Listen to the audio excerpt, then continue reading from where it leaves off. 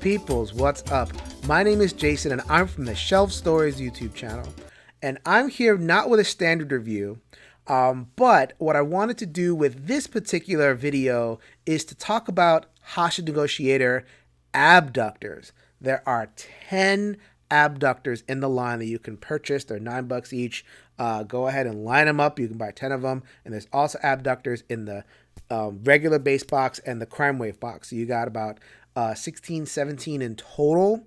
Tons of variety, tons of stuff. So I figured, why not? Before we get to the career expansion, which will be the 4th video in this series, following up on those first 2 videos, I'm going to rank them. I've played them all multiple times. I've played them all in the career mode. I've played them in regular mode. I've played them in the app. There's a couple of them, the early ones that appear in the app. So I think I feel pretty confident that I can go ahead and rank them for you guys. I'll talk about the thematics of them. I'll talk about the mechanisms, and I'll show you all about what's going on. So let's go to the videotape, and I'm going to show you Hostage Negotiator Abductors ranked. All right, so this is number 17, the first abductor I'm featuring, Lieutenant Jackson. This is abductor pack number 3, designed by AJ Porfirio. And this one makes me a little bit sad, I'll be honest with you, because the story is cool. So he is framed for murder, and he's trying to get people on his side, convince people of his innocence. That's what he's doing on the phone. He's captured a bunch of administrators at his police precinct, and he's trying to convince them that he is perfectly innocent, and he's succeeding. So like the tarot deck, these are his cards that come out. They're going to populate this card, which is the Stockholm Syndrome card. So basically they believe him and they can't be saved, but you care about them anyway. So you have to make him happy, satisfy his demands. He only has one real demand, which is find evidence to absolve me of murder. And as you fulfill the condition of the card, you're going to be able to bring people out of Stockholm Syndrome. They go like, whoa, what? You know, and then you can rescue them the normal way. I think that thematically, this card is great. The reason it's down here is mechanically, I find it very frustrating. 9 is on the high end of the people you got to save. The Stockholm Syndrome card adds an extra step in terms of saving them, and he doesn't kill any ever. So like if you kill one of them, then you have to use the conversation card in order to get out of the killing, or else the game will be over and you'll lose. Because at the end of the day, he is a good guy. Mechanically, that turns into a lot of saving and saving and saving, and you kind of have to play it one way, and you kind of have to be good at your roles, and I just feel like it really hamstrings you, and it's just very frustrating. So like it's the most difficult and therefore the most luck prone of the abductors that I've seen so far. So heartbreaking for me to put it that far down low. But the good news is that even number 17 is interesting thematically. So there's something there. And you might like him. All right, so this is number 16 on my list. SAMMY XAVIER. He is abductor pack number 8, designed by Mike Martins, guest designer. So the idea here is that he is in substance abuse rehab and he wants out. He is having a terrible time detoxing and he's getting headaches. So flip this over. He's getting a migraine. So then if you leave this untended, the penalties will be worse and worse for you. That's just going to start killing some of the hospital staff that he has abducted. You have cards available to you. So like, I have some pills for you. Maybe he is addicted to heroin. This is some Suboxone to get him calmed down. So then, you flip the card over and now he's gone. But even when he is calm, he might not be entirely straight with you, might be deceiving you. So like if you don't hit the deception roll, then when you try to give him what he wants, he'll give you like a lesser version. So you have to be careful about, making him happy so that he gives you the full benefit of when you give him his demands. So mechanically it's fine. I enjoy like multi-step, the thing where it's like, you have to calm him down and then you can kind of, treat him that way. He kind of flip back and you have to tend into him. It's interesting enough, but I think thematically it's just, maybe I'm bringing my baggage to a mental health therapist. But I just feel like there's a lot going on here that is, I don't know. So, he's administering pills. He has this splitting headache, but he's able to maintain hostages while he has a splitting headache. And when he's calm, he's lying to you. which I get the message. You know, substance abusers, they tend to, you know, have a history of deceit, so to speak. But I just feel like mechanically, it's kind of like, I just feel like there's a lot of, you know, mental health issues kind of in a bucket, and it's not very differentiated very well. So I just had a rough time with this one, just getting into the conceit. The whole point of these is to get into the theme of it. I just can't with this one. But mechanically, you know, it works. It's fine. But it is number 16 for me. So now we're getting into the crime wave abductors, and they're going to be simpler. They tend to not have a bunch of cards and everything. They just tend to just have the demands and just the character itself. So this is the basic one, the one that crime wave suggests you start with. This is Elijah Ramone. Her idea is that she has, you know, a little bit of a drinking problem, and she got behind the wheel of a car, and yeah, it didn't go very well. So she's on the lam. They have found her, and she's taken, you know, some hostages, and wants to get out. So her idea is that she will start with an escape demand on there, because all she wants to do is get out. She doesn't have any demands whatsoever besides getting free. And then whenever you rescue somebody from the pool, or somebody just leaves the pool in any way, she will get more and more escape demands, up to 4. And escape demands are fine. You know, like they generally are good. So like, you know, you spend 2 and then you get stuff. But having the face down escape demands make the terror deck worse. So you want to, you know, kind of like keep on top of the escape demands. Plus, this is a way to kind of like, you have that 0 conversation card, reveal demands. You know, it usually you can just like get rid of it as soon as you, you know, you reveal the initial demand. But this one will just kind of like have demands flowing in. You need to manage that. So that's good. You know, it's okay. Basic. So that's why it is down at number 15. But that's not bad. You know, basic is not bad at all. All right, this is number 14. This is ARKAYNE MASSVA. He is the very first hostage taker that you'll ever encounter in your career if you buy the base game. There's nothing interesting about him at all. He is a terrorist, and he took a bunch of hostages because he's a bad guy. Doesn't care about the hostages, or doesn't even know who these hostages are, whatever. I think they're like cops, and they raided his office. I don't know, whatever. It's fine. You know, this is just there to kind of introduce you to the basics of the game. And once you're anywhere decent at this game, you should be able to knock him out really easily. It's a very low number of hostages, relatively. I'm detecting it. Maybe I watched a little bit too much 24. This definitely feels like a 24 villain, if anything, if you remember that old show. All right, so this is my number 14, CONOR OGDEN. Abductor pack number 1, designed by AJ Porfirio. So, yeah, you know, well, this was one of the first packs. This was one of the first hostages that was designed post the base game being designed. He is a multinational CEO, and he is losing control. And that is the last thing a CEO wants to do, is lose control. So he is trying to gain control of the situation. He's trying to be ousted by his board, but no way he's going to capture the board and get what he wants. So his special rule, at least at the beginning, is that he only allows you to play 4 cards a turn. So I like it thematically because it represents that, you know, he's trying to get control of the situation. So you can definitely tell he's, you know, the personality kind of emerges just from that role, and also from his terror deck, which you shuffle these cards in, and, you know, you choose a card and you get rid of it. So he does that a lot. See, these are the Eternal Influence cards. These are like people that are, some of these people that are trying to escape and get the word out, but he wants to control all sorts of stuff. So thematically, it's kind of like the flavors there. Mechanically, once you get rid of that 4-card rule, it kind of plays out the same way as other abductors. So he's down here. He's, you know, he's fun. He's good. We're starting to get to the abductors that I will play basically anytime. I don't think that, aside from that one little wrinkle, that there's too much there that's new, but he's solid. This is my number 12, abductor number 10, Incognito. And you could tell he is the hacker boss by the way he spells his name, numbers and letters and all that good stuff, Incognito. So he has planted a bomb somewhere in the city, and he is, you know, threatening to blow it up. You don't even know what he wants. What he wants is going to be emerged from the terror deck kind of along the way. But you know you have to defuse the bomb before the pivotal event. So you have to, there's a ton of hostages too. So you have to slowly save the hostages. So then you're saving them, and there they go. Eventually, as you save enough, you can then you get to spend conversation points in order to quote unquote defuse the bomb. And once you've done that 3 times, then you get the bomb is defused, and you can kind of try to capture him.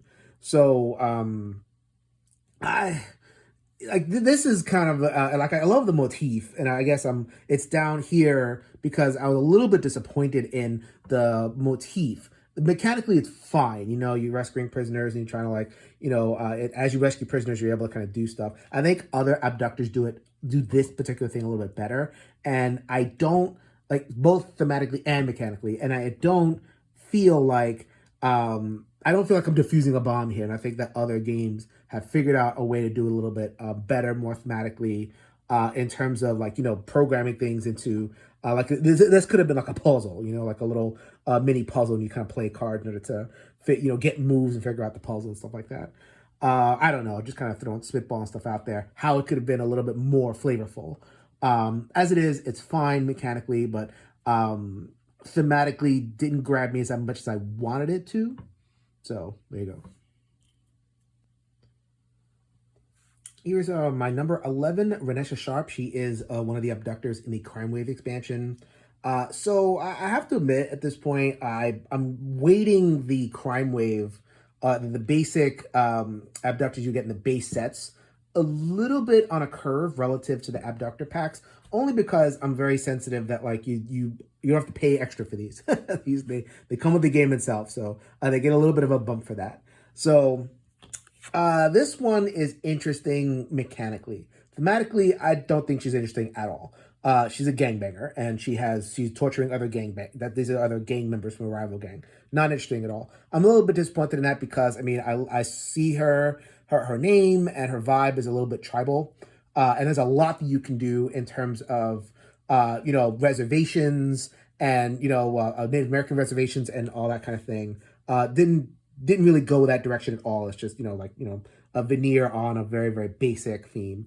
A little disappointed there. However, I like the way her demand cards work. Her demand cards, it will basically say, put another revealed major demand in play. So like Elijah Ramone, she puts other major demands in play. So you have to deal with them kind of on an ongoing basis. And I just like that you definitely, like, feel her throughout the game. Like, you know, she's always like, if you roll the 3 dice, you get her soothe, that she'll go threat +1. The demand cards, you know, will kind of place extra demands on you. Like, you know, I feel like when I play her, she's like pushing back at me.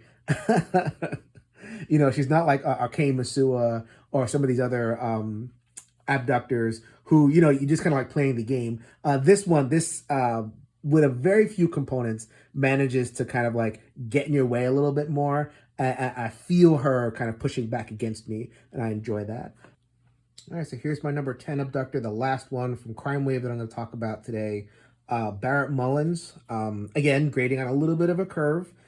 He's simpler than some other abductors, but, you know, I appreciate what the game does with that simplicity and the fact that it is a base game character that you get when you buy the product. So he is interesting because he starts at K. He's the only abductor to start at K, which is terrible. He is angry. Matter of fact, he has already killed somebody. That just kind of tells you what you need to know about him, and he will continue to do so. He puts a lot of pressure on you early. So, you know, you're sitting down, you're about to play, and all of a sudden, oh my God, soothe. You know, it's a basic. Once you get him soothed, he becomes, you know, it kind of falls in line, and the demands are like he's like a big teddy bear over here. Talk to my mother. I just feel like this particular abductor does some interesting things thematically, putting you in a good headspace. You know, mechanically, just kind of like a very straightforward experience. Once you get past that initial anger, I love just the thematic little flavor of it. All right, now we're getting into some abductors that I get really excited about. I mean, I love this game, so I'm going to play with most of the abductors as they come out. But, I think that once now we're at the point where, like, I really look forward to playing some of these hostage takers. So this is number 9, Abductor Pack number 9, designed by T.C. Perry III, MISHA Koskinen. So she's a social media darling, a star, and things have gotten a little bit out of hand for her. These are all of her followers, so yet another abductor with a million people to save. But so these are her followers, and they're generally like kind of friendly to her, but she can do things that really cheese them off. So this is her paranoia track. As you can see, stuff's gonna happen during the game. You're gonna roll against this, and there's like random things that'll happen. So sometimes she'll do something good, sometimes she'll do something bad. She's bored. She just kind of like want to mix things up a little bit. However, once you remove, save people, or they get removed from the pot and out of the way, then she'll become scared and she'll start to really pop off and get in your way. So yeah. So I mean, that particular part isn't as innovative or anything like that. But what I do like is the tarot cards. She has unique tarot cards, a lot of minor demands. Actually, they're not minor, they're petty demands, so they work a little bit differently. Regularly, minor demands just kind of sit there. But in this game, they do not just sit there. You have to resolve them immediately if you decide. Either you get the minor benefit or you roll for the paranoia, which could be good or bad. But if you want the thing, then it generally goes under her card. And when I said before, her followers are kind of like fickle. If they find out that she's doing some, crazy stuff, they're going to start to turn on the situation as a whole and make things more difficult for you. And some of these are just funny, like, Taco Tuesday is definitely a meme, that kind of thing. And of course, play Never Gonna Give You Up. Come on, there it is. Very meme-worthy old song, but there's the memes are constantly flying about Rick Astley and all that kind of thing. So, a neat flavor, neat mechanism with the petty demands, and that's what I want. And it doesn't railroad you. Like you have a hostage to save, but there's a couple of ways that you can go about saving them. I think this one is a pretty solid abductor all around. All right, so we have now gotten to number 8 on my ranking. This is Abductor Pack number 5. This is the Cult of AUTOMA, or the Circle of AUTOMA, something like that. It's a cult. And there is a lot of abductors to deal with over here. So thematically, I think this is really doing some interesting stuff. First of all, there are 9 cards here, and there are 9 hostages. They are the same thing. They are the cultists. As you save some, you're going to be fitting out this deck. So, you'd be saving them, and in certain cases, you kind of choose who you save. Every single one of them has a personality. So, like, you have the arrogant cultist, who is, you could spend the conversation points talking to him and, make an effect happen. The kind cultist, the angry cultist. So fun stuff. As you're saving them, you kind of like, just removing them from the game. So I think that's really cool. Also, I think this is kind of like an ode to the Branch Davidian cult, and a couple of other problem cults out there. When you go in and you do save them using the rescue card, you initiate a firefight. So you have to kind of make a roll, and if you don't make that roll, then you're going to start to lose them, get them killed. So that's a rule that's kind of basic to all of the kind of a universal rule for the scenario. So, I think mechanically, I think that it integrates really well. I could definitely imagine in my, theme wise, kind of what's going on here. This one's just a really, really solid abductor to play. All right, this is my number 7. This is Abductor Pack number 6, designed by Kevin Wilson, the SEAVERs. So Clyde Seaver over here has, he is a father, and he wants to be with his children. So he kidnaps them. So these are actually his children over here, the Seaver boy and the Seaver girl. And, is on the lam, and a couple of other hostages kind of got swept up in the maelstrom. And Tina Seaver over here is kind of a survivalist in the forest and willing to help him out because, family and all that kind of stuff. So they're hiding in the forest. Not a lot of people to save mechanically. However, you use those actions in order to look for the Seavers. So then you could look over here, you know, there'll be nothing. So there'll be some false trails over there. Or you can kind of like set off a trap, which would increase the threat a little bit. But then you keep on searching. It's like, oh, I found the Seaver, one of the Seaver kids. And then when you find them, you put them in the hostage pool, and then you can kind of rescue them normally. So that's how it works mechanically. Thematically, I think this one is great. It can almost kind of visualize, you know, getting lost in the forest and spending a lot of time kind of finding the situation over here. So you think of like you know, like a Criminal Minds, or, you know, one of those kind of shows. This is definitely the most like a CBS you know, hour-long procedural where it's like, you know, the kids get kidnapped. You got to look for them. You're negotiating with Clyde Seaver. You also have Sandra, who is the sister over here, who has her conversation cards and is able to kind of like calm things down a little bit. I mean, this is probably the most excellently executed procedural in the entire series, which, you know, that's kind of what Hostage Negotiator is all about, you know, evoking movies and TV and everything. I think this one is great. All right, here we have my number 6, the Pederson twins. This is Abductor Pack number 3, designed by A.G. Porfirio. So it's this high partially because, as you see, they're twins, and you have Dolph and Rolf over here. A huge pay to Die Hard. That first Die Hard where the twins are there. This one isn't. You know, I think the one twin in Die Hard was kind of dorky. He gets killed immediately, but this one absolutely.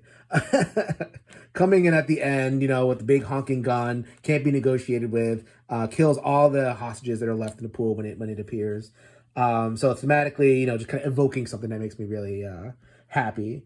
What I like about the Pederson twins thematically is mechanically, as well as that you kind of don't know what you're going to get when you start the game. So like sometimes you'll reveal major demand. It's like kind of regular demand. And, you know, so you're playing a regular game. Sometimes you might get this card, We Just Want to Live, where all of a sudden it changes the game. So now you have to get to the S level and then build up your conversation points. I mean, you don't have to, but, you know, it just kind of like completely changes the way you're going to play the game, you know, messes with your expectation. You can still do it, but I just like that you know, going in with most of the abductors, you kind of know what how the game is gonna flow, and it's just a question of what you do. Here, you don't know exactly, because different demand can come out.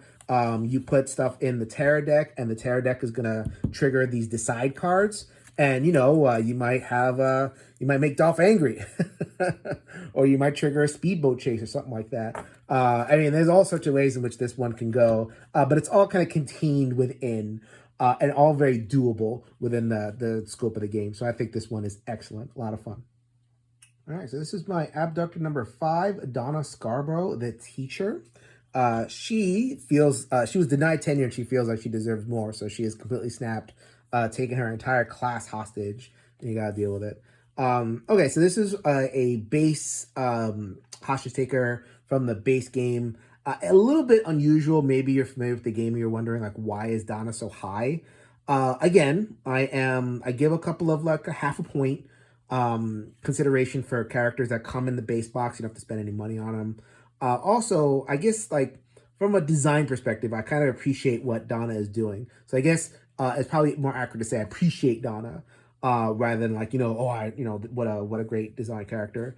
The reason I appreciate her is, so she starts with 2 threat, which is very low. So it's basically telling the new player, and it told me when I first started playing Hostage Negotiator, that, like, okay, get her down to S and start just saving. And also she has a power that will, like, you know, automatically save some characters when you roll double 6. So, like, it being basically, it's a subtle design decisions that encourage you to learn some of the strategy, which is that soothe and save strategy. You definitely cannot do that for every abductor, or even most abductors. They just won't let you stay in that low area for long enough. However, she kind of will, and she does have cards that help you do that as well out of her major demands. So, like, you know, concede for -3. Oh, if you're at S, there's 3 people that are saved. So I just feel like this was a very great instructional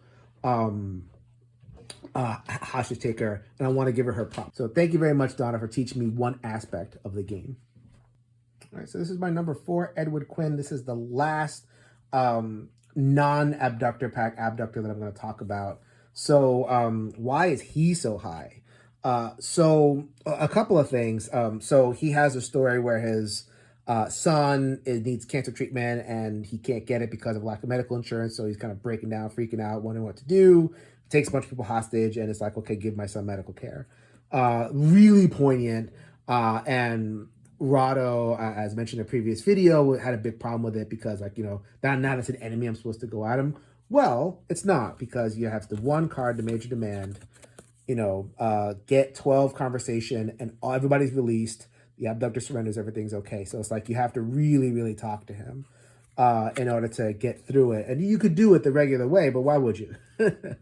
Once again, as the base game kind of nudge you in a certain direction, kind of helping you explore the strat in order to be able to beat him. And, you know, I find this one maybe more than others solvable. Like 12 conversation, once you know what you're doing, is not a ton. You get that pretty easy. But you have to learn. And, you know, I'm evaluating these based on how much I played them and what my mind space was at the time. And also just thematically, I thought it was very poignant. You know, me in the healthcare field, I experience this more and more, unfortunately. Not the hostage situation, but like people who are kind of struggling because of medical bills. So I'm glad that it was in the game. I'm glad that it's a good hostage taker for a teaching moment. Just a solid package all around. All right, so this is my abductor number 3, abductor pack number 4, Gonzalo Herrera. So he is a Mexican smuggler, coyote, so to speak, kind of moving, I guess, drugs and, you know, smuggling people or any of that kind of thing. A little bit like Danny Trejo. So definitely kind of, I see the movie inspiration, you know, Narcos and all that kind of thing. So what's going on here is that he is going to flip this condition. So like sometimes when he's on a bus or the bus will be stopped. When he's on the bus, he cannot be captured. He's kind of on the move. And the bus is going to go through certain locations. So when the bus is moving, it'll go through the cliffs, which, you know, will increase the threat, or it'll go to, you know, the desert, which you can't spend anything. So, you know, how are you going to spend? You can't even talk. Trying to get the camera focus over there, but you can build up conversation. So I think you guys are appreciating what I really like about the Better Negotiators is that they mix things up. They keep you on your toes. You can't just like go in with a set strategy. You know, you kind of like have to adjust to what the cards bring you. So like this location deck, depending on what it does, it will really change up how you play, whether you go for a soothe strategy or lots of conversation points or something like that. You also get these personal cards that you can kind of manipulate the bus conditions. So like you can make it stop. And then when you make it stop, you can kind of, you know, do your thing, eliminate him, all that kind of thing. So for an abductor who kind of keeps you on your toes, you know, and kind of a fun, you know, very, very movie-esque theme. I can talk about, you know, stereotypes and everything, but, you know, I think, you know, if you kind of keep your mind space in the movie set up and everything, I think that this is like a Dusk Till Dawn type stuff. I think this is like a super fun one. My number 2 abductor is a secret. Look for the secret abductor. Ooh. All right, so my number 1 abductor that I have the most fun with, I'm not saying this is the best one, I'm just saying that this is the one I have the most fun with, is Valerie Stone. So Valerie Stone sets herself up as your rival. And it plays out both thematically and mechanically in very interesting ways. So what's going to happen is she is going to start play with a rival card in play. And it will say, okay, it will kind of like get in your way and kind of take cards away from you. Thematically, that's represented by she knows your moves. She knows what you're going to say and would do because you guys worked together for a long time. And, you know, something happened where she couldn't get ahead of you. So now she's all mad, but she knows you. So which means, like, you know, she is going to at various times And in this case, it is whenever you play a keep cool card, which is one of the 0 cost cards, she's going to take cards away from you. So it's like, you can imagine a situation where you're saying, I'm going to do this, this, and this. And she's like, you said that 5 negotiations ago. I'm not buying that. Basically, her whole entire deck is built around, I'm not buying that, taking away cards from you. So you're going to get a lot of cards taken away, which sometimes in some situations people find frustrating. But I find it cool here because, again, you're realizing what I like in the negotiators, which is don't do the same thing every time. Sometimes you want to soothe and save. Sometimes you want to do a lot of saving of the hostages. In this case, there's not a lot to save, but, you have so few cards that, this is few and far between that you're able to do this. So like just changing up the strategy depending on what's coming out. So that the tarot cards are going to reveal her rival. And, there's like different conditions. So like, whenever the threat goes up by 1 and, whenever a hostage is saved, she's going to start taking cards away. And then you have resources. Like if you want to, get rid of some of the cards, you're not without resources here. And also she plays into career. And I'm not going to spoil anything about what happens in career, but she plays into career because it says so on the back of the box that you must have Abductor 7 in order to fully get the full experience of career. So super good. I really enjoy playing her and how she's integrated, how she works out in the world of Hostage Negotiator. So that's Valerie Stone, my #1. All right, welcome back. Thank you so much for watching my ranking of the Abductors in Hostage Negotiator. You're going to need them all if you are going to proceed to career. Career will be the last video, the 4th video in this series. That should be coming very, very soon. So go ahead and watch out for that.